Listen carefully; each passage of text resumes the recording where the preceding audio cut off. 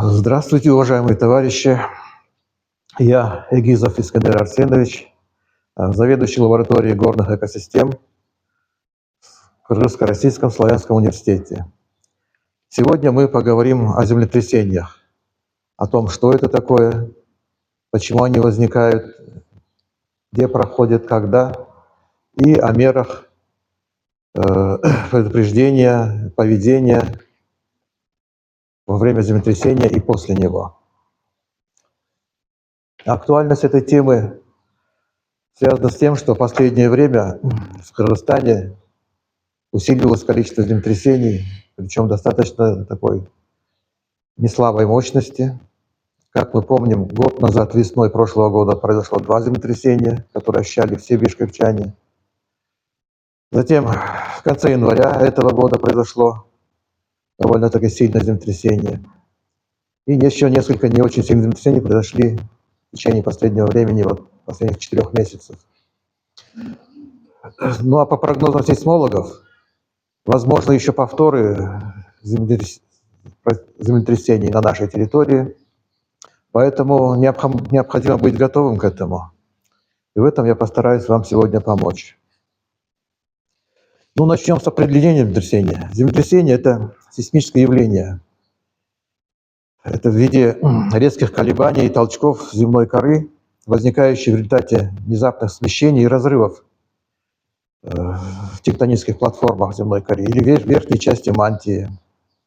Эти колебания и толчки передаются на большие расстояния по поверхности Земли, как в вертикальном, так и в горизонтальном направлении. Деформация земной коры происходит из-за того, что напряжение, накопившееся в верхней части мантии или в земной коре, в какой-то момент превышает прочность горных пород и происходит толчок. Землетрясение – это одно из самых страшных из опасных природных явлений. Из-за своего высокого разрушительного воздействия. Еще одна опасность землетрясений вызвана тем, что они практически непрогнозируемы. Ученые большинства многих стран мира работают над проблемой прогноза землетрясений, однако успехи в этом области совершенно незначительные. Очень трудно предусмотреть землетрясения. Сейсмологи могут только сказать, что вот в этом регионе в ближайшие месяцы или даже годы возможно произойдет землетрясение, но никак не могут назвать ни точное место, ни точную силу, и даже приблизительно не могут назвать. А самое главное, невозможно назвать время. Поэтому нам, жителям сейсмоопасных регионов, необходимо быть готовыми всегда и быть готовым к тому, что в любой момент может произойти землетрясение, в том числе и сильное.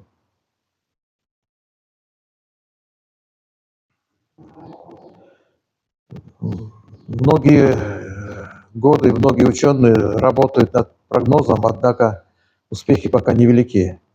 Единственное, вот несколько лет назад в Японии удалось спрогнозировать более или менее точное землетрясение, и это, пожалуй, единичный случай. Таким образом, еще одна опасность землетрясения, в отличие от других опасных природных явлений, заключается в том, что землетрясение происходит мгновенно, в течение нескольких секунд, и подготовиться к нему бывает невозможно.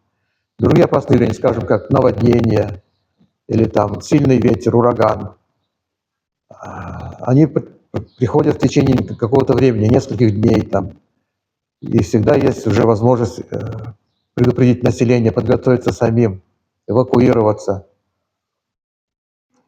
А вот в случае землетрясения такой возможности нет. Оно происходит мгновенно. И это еще одна из сложностей и опасностей землетрясения.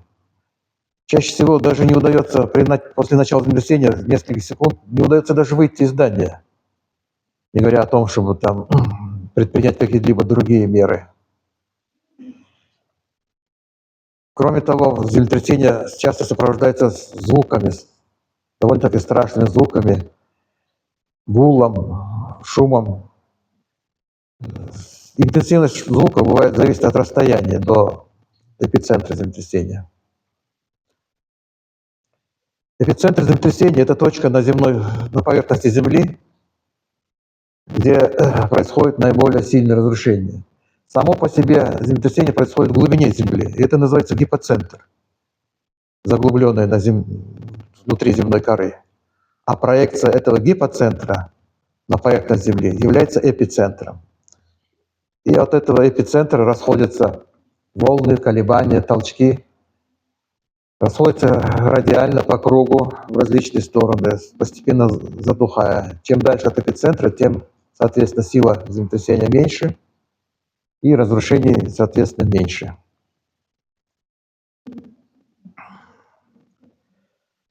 Сильное землетрясение вызывает опустошительное разрушение на огромных пространствах, в результате чего разрушаются здания, строения, повреждаются дороги, коммуникации, линии электропередач, линии связи. Даже гибнут люди или получают ранения. Поэтому относиться к прогнозу и подготовке к землетрясению необходимо с полной серьезностью. Землетрясения и их параметры регистрируются на сейсмостанциях. Вся Земля окутана сетью сейсмических станций, на которых в подземных шахтах или каких-то тоннелях устанавливаются специальные приборы, сейсмографы. Сейсмограф состоит обычно из нескольких 3 сейсмометров. 3, потому что в 3 проекциях: горизонтальной, вертикальной и широтной, чтобы зафиксировать толчок в любом направлении. 3 взаимно перпендикулярных направлениях. Ибо колебания грунта происходят в 3 измерениях, а не только по точке, по прямой, не только по плоскости. Таким образом, в 3 проекциях любой тектонический толчок, колебание или смещение будет зафиксировано или зарегистрировано хотя бы одним из 3, а чаще обычно и 2 или даже 3. Сейсмометр – это обычно маятник или какой-то груз, закрепленный на пружине или на ниточке. Такой чувствительный элемент, который регистрирует любые колебания грунта, которые человек может даже не почувствовать при слабых землетрясениях. Однако этот сейсмометр его почувствует, и по его движению, по отклонению его от начальной точки ученые регистрируют само землетрясение и его параметры, его направление, силу. Движение сейсмографа преобразуется в сейсмограмму на бумажной ленте или на других носителях. И в дальнейшем происходит анализ их и обработка полученных данных.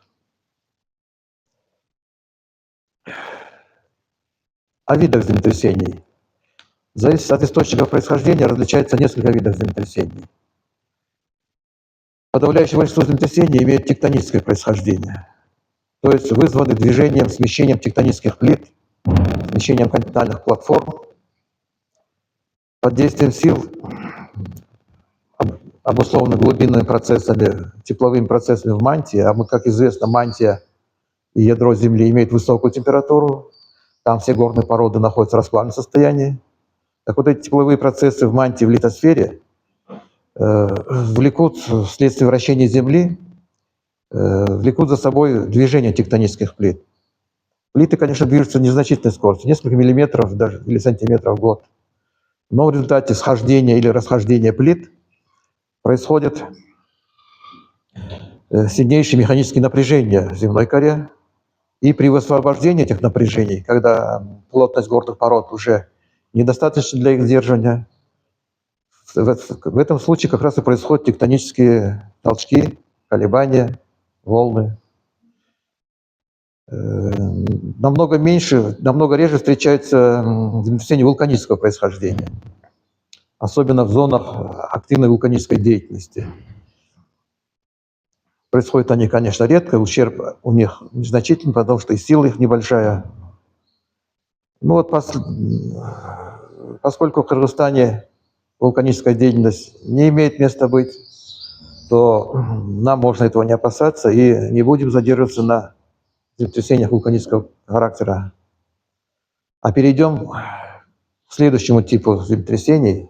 Это так называемые наведенные землетрясения антропогенного типа происхождения. Это землетрясения возникают в результате человеческой деятельности, например, при заполнении или сработке крупных водохранилищ. Крупные водохранилища накапливают огромные массы воды, которые весят множество килотонн. И, конечно же, вот такое давление на земную кору не может пройти безучастно и создает дополнительное напряжение на земную кору, которое может извергнуться в виде наведенного землетрясения. Кроме того, наведенные землетрясения могут происходить при откачке из недр земли значительных запасов нефти или подземных вод, либо наоборот при закачке отработанных сточных вод в шахты, пещеры, в пустоты земной поверхности, что также создает напряжение в земной коре в результате давления больших масс воды или других элементов. Так. Есть еще один вид землетрясений, так называемое овальное землетрясение. Овальное землетрясение происходит при разрушении сводов шахт, рудников, подземных карстовых пустот, пещер, при обвалах горных пород. Возникающие при этом колебания земной поверхности, они, конечно же, сравнительно слабые и распространяются на небольшие расстояния. Таким образом, основные, самые распространенные и самые мощные землетрясения имеют тектоническое происхождение.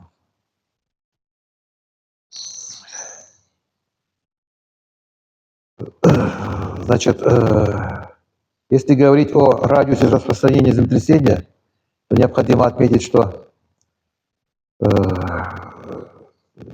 эпицентр располагается обычно на Земле, но бывает еще и, когда землетрясение происходит в глубине моря или океана. В таком случае очаг землетрясения вызывает мощнейшие волны, разрушительные волны цунами, которые, достигнув суши, затапливают прибрежные районы Земли, и этим вызывают огромные разрушения и человеческие жертвы. Так называемый очаг поражения – это территория вокруг эпицентра землетрясения, на которой разрушаются, повреждаются здания, сооружения, гибнут люди или травмируются люди. Обычно это очаг землетрясения имеет округлую форму, поскольку толчки и колебания земной коры распространяются от эпицентра Земли радиально по кругу, с постепенным угасанием по мере удаления от эпицентра. Еще одна опасность землетрясений заключается в том, что они имеют вторичное воздействие. Первичное воздействие – это сам толчок, в результате которого происходит разрушение. А вторичное воздействие – это, например, это прорыв озер, прорыв дамб, плотин, водохранилищ вследствие разрушения их плотин и дамб, что влечет за собой наводнение, сели, затопление огромных территорий.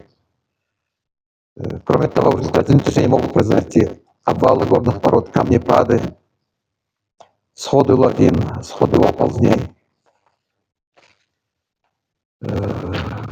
Кроме того, землетрясение может вызвать после себя еще и пожары в результате разрушений, например, газовых труб. Возможны в результате повреждения опор линий электропередач, какие-то упавшие провода, оборванные провода могут привести к тому, что люди, попавшие на этот участок поблизости с электропроводами, могут быть поражены электротоком. В результате землетрясения могут прорываться водопроводные трубы, канализационные трубы, нефтепроводы, другие жидкостные проводы, что вызовет вслед за собой, опять же, разлив огромных масс воды или нефти. Происходит затопление, загрязнение территории. Вот. Массовые завалы, разрушение автомобильных дорог, железных дорог приводят к сложностям по работам по восстановлению, по спасению людей, по устранению последствий землетрясения, поскольку линии коммуникации бывают повреждены, и силы МЧС не могут подъехать к месту землетрясения, поскольку обрушаются опоры линии электросвязи, нарушается связь, коммуникация. Таким образом, все это затрудняет аварийно-спасательные работы и работы по устранению последствий. Так, теперь поговорим о силе землетрясения. Сила землетрясения, мощность его измеряется... Существует несколько шкал для измерения. Наиболее на сегодняшний день широко применяемые у нас шкалы — это специальная шкала Рихтера, магнитуды землетрясений. Специальная величина, предложенная ученым Рихтером для оценки энергии землетрясений, так называемая магнитуда тектонических землетрясений. Она изменяется от 0 до 9. Естественно, такие слабые землетрясения от 0, 1, 2, 3 балла, они практически неощутимы, особенно если человек стоит на земле. Если человек находится на верхних этажах высотных зданий, то, соответственно, поскольку колебания высоких зданий, амплитуда колебаний увеличивается, то на самых верхних этажах слабое землетрясение мощностью 3 балла уже вполне ощутимо. Ну, это магнитудой пользуются чаще всего ученые, специалисты, вулканологи, сейсмологи. А в средствах массовой информации и для населения широкого освещения чаще используется шкала Рихтера. Это шкала разрушений, шкала Рихтера. Те же самые 9 баллов. А вот ущерб, переносимый землетрясением, который зависит от степени разрушения зданий и сооружений, чаще определяется интенсивностью землетрясения. Интенсивность землетрясения — это тоже существует много шкал. Наиболее распространенная на сегодняшний день у нас это скала МСК-64, названная так по первым буквам имен их составителей, то есть Медведев, Шпонхойгер, Карник, МСК. Введенная в 1964 году, поэтому названа МСК-64. Это уже 12-бальная шкала разрушений. Она условно делится на слабые, от 1 до 4 баллов, средние, 5-8 баллов, и сильнейшие разрушительные — это 8 и более, до 12. Значит, как я уже сказал, землетрясения с силой до 3 баллов, они ощущаются только на верхних этажах зданий. 5-бальное землетрясение уже ощущается и на земле, качаются люстры, звенит посуда в буфете. Каждый человек, находящийся в помещении, ощущает эти толчки. На улице толчок 5-бальный может быть и неощутим. Ну а 8-бальное землетрясение и больше — это уже катастрофическое землетрясение. Здания или рушатся, слабые здания, слабые в сейсмоустойчивом плане здания, либо разрушаются, либо происходят трещины в стенах зданий, обваливаются карнизы, трубы. 10-бальное землетрясение — это вообще уже катастрофическое землетрясение, полное разрушение зданий, разрушение, падение деревьев, разрывы, трещины в земной поверхности и другие страшные последствия. Ну, в истории Земли зафиксировано много катастрофических землетрясений, повлекших за собой многочисленные жертвы и разрушения. Одно из наиболее сильных землетрясений произошло в Гаити. Старшее поколение помнит, в 2010 году оно унесло 220 тысяч жизней, и островное государство Гаити в Карибском море до сих пор не оправилось от него, и до сих пор там не восстановлены большинство зданий. В 2008 году в Китае, если помните, в провинции Сычуань произошло землетрясение силой 8 баллов, когда погибло около 80 тысяч человек. В прошлом году в Турции произошло разрушительное землетрясение, целая серия толчков в Турции и Сирии, которое привело к гибели около 50 тысяч человек, из них 35-40 тысяч в Турции и около 10 тысяч в Сирии. Было разрушено очень много зданий, городов, сооружений. На это землетрясение выезжали спасатели из многих стран, в том числе и наши кыргызстанские МЧСники, спасатели выезжали. И им удалось там спасти несколько человек, найти несколько тел, помогали с разгребанием завалов и другими восстановительными работами. Ну, всем известны более ранние землетрясения, такие как Ташкентское 1966 года, когда Ташкент был почти разрушен. Ашхабадское землетрясение 1948 года, когда в Туркмении погибло около 100 тысяч человек. И благодаря тому, что в то время был Советский Союз, восстановление происходило очень быстро. И Ташкент, и Ашхабад силами всего СССР были восстановлены в полном объеме и даже в большем объеме в достаточно короткие сроки. На территории Кыргызстана, естественно, тоже много землетрясений зафиксировано, поскольку мы находимся в сейсмоопасной зоне. Сейсмоопасной зоной является территория, расположенная в горных местностях. На равнинных местностях землетрясения являются редкостью, и если даже происходит, то сравнительно небольшой мощности. Одним из самых разрушительных землетрясений в Кыргызстане было за последние годы. Это было в 2008 году в Алайской долине, когда было полностью разрушено село Нура. Все строения были разрушены, поскольку они были саманные либо глиняные. Осталась целой только школа, кирпичная капитальная школа. Тогда в селе Нура погибло 75 человек, как многие, наверное, помнят, из 400 жителей села. А еще более 150 поступили в больницы с различными ранениями. Сила землетрясения Алайского землетрясения составила 8 баллов. В 2006 году в Почкоре произошло землетрясение 7-бальное. Жертв, к счастью, не было, но было разрушено более 6 тысяч зданий. Одно из самых сильных землетрясений было в 1992 году в Сусамыре, 27 августа, магнитудой 7,7 баллов, то есть практически 8 баллов. И тогда погибло 54 человека. Землетрясение произошло рано утром, в 8 утра. И когда большинство населения сельского было уже на улице, на полях. Если бы, не дай бог, это землетрясение произошло бы ночью, когда все были в домах, то жертв было бы намного больше. Но если бы обратиться к более ранней истории, то самые разрушительные землетрясения были в 1911 году, Кеминское, землетрясение 10-11 баллов. Чаткалская, Андижанская и другие.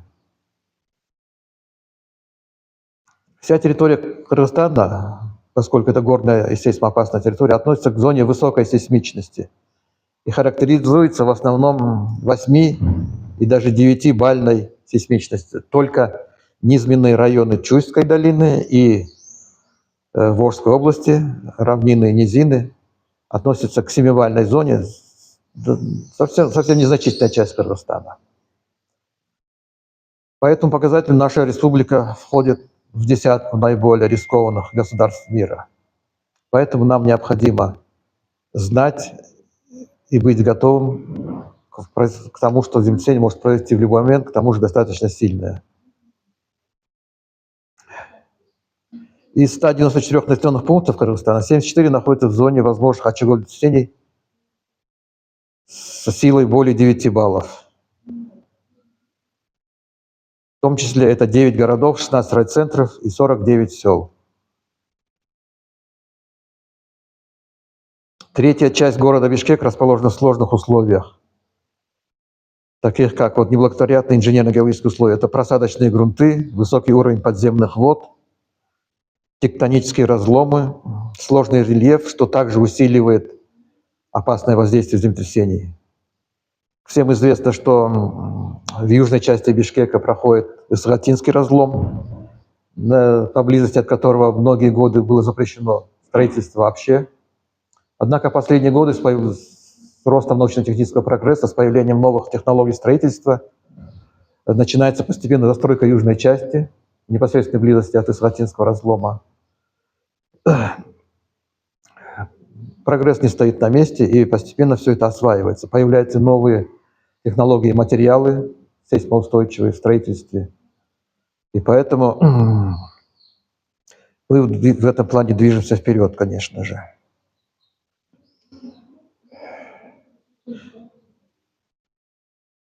Теперь нужно сказать несколько слов о мерах борьбы с землетрясениями. Поскольку прогнозировать землетрясение невозможно, необходимо быть к нему готовым всегда, и желательно каждой семье в квартире держать так называемый тревожный чемоданчик, в котором будут находиться деньги, банковские карты, документы. И этот чемоданчик должен быть возле двери, чтобы в случае начала землетрясения как можно быстрее можно было, схватив чемоданчик, выйти на улицу. В этом чемоданчике должен быть, кроме того, минимальный запас продуктов, консервы и воды, потому что во время землетрясения нарушается водопроводная связь, и вся территория, подверженная землетрясению, остается без чистой воды, что вызывает последствия заражения, инфекции. В зимнее время необходима теплая одежда в этом чемоданчике. Так. Если землетрясение уже нас застигло, то в помещении желательно, если нет возможности выбежать на улицу быстро, желательно оставаться в дверных проемах, либо под сейсмопоясом. Сейсмопояс – это такие вот балки на потолке, почти в каждой квартире они есть, которые наиболее укреплены, и они не разрушатся. А в середине комнаты бетонная стена перекрытия потолка может упасть и придавить человека. Поэтому необходимо стоять в дверных проемах и под сейсмопоясами. Если есть возможность, желательно выбежать, если вы находитесь на нижних этажах. Лифтом пользоваться нельзя, потому что при землетрясении обычно отключается электричество, и вы можете просто застрять там. Выйдя на улицу, желательно отойти как можно дальше от здания, потому что в случае его разрушения обломки его могут повредить человека. На улице также необходимо находиться подальше от электрических столбов, деревьев, которые могут упасть, от рекламных щитов. В общем, нужно стараться держаться подальше от любых падающих предметов. Также в помещении, если вы остаетесь, надо держаться подальше от окон, потому что стекла разбиваются и могут поранить острыми осколками. После землетрясения необходимо, прежде всего, не поддаваться панике, потому что больше всего повреждений, ранений и гибель людей происходит в результате паники. Не поддаваться панике, успокаивать других людей, по возможности спасать раненых, вызывать службы, скорую помощь, пожарную, милицию, МЧС, службы спасения. Ни в коем случае нельзя заранее заходить домой, потому что возможны вторичные толчки, так называемые авторшоки. Необходимо дождаться хотя бы 3-4 часа, чтобы немножко успокоилась земная кора. Таким образом, необходимо проводить еще и в организациях учения по поведению населения в случае землетрясения. Как в случае начала землетрясения, как выходить, через какие выходы, каким образом, что брать с собой. В общем, поскольку мы находимся в сейсмоопасной зоне, нам, кыргызстанцам, необходимо быть всегда наготове, быть бдительными, проводить учения, повышать свою грамотность в этой области. И, конечно же, мое пожелание в завершении семинара о том, чтобы эта беда нас миновала, а если она и придет, то чтобы землетрясения были слабые и не принесли ни гибели людей, ни ранений, ни серьезных разрушений. Спасибо за внимание.